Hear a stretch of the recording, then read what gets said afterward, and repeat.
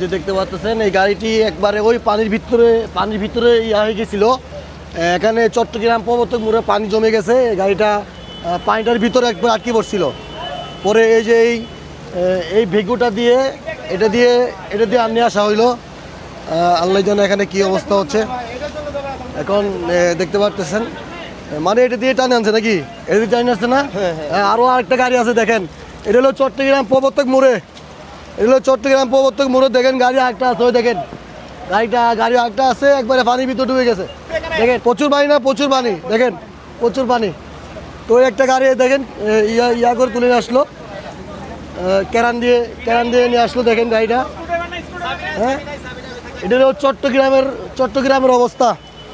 এটা হলো চট্টগ্রাম প্রবর্তক মোড়ের অবস্থা। দেখাই যদি আপনাদেরকে, এই যে দেখেন এই যে আরেকটা গাড়ি, এই যে দেখেন আরেকটা গাড়ি পপক্স, এটা মনে হয় পপক্স হওয়ার সম্ভাবনা। দেখেন আরেকটা গাড়ি, একবার অবস্থা খারাপ। হ্যাঁ চট্টগ্রাম অবস্থাটা দেখেন, একবারে ভয়াবহ চলতেছে চট্টগ্রামের অবস্থা।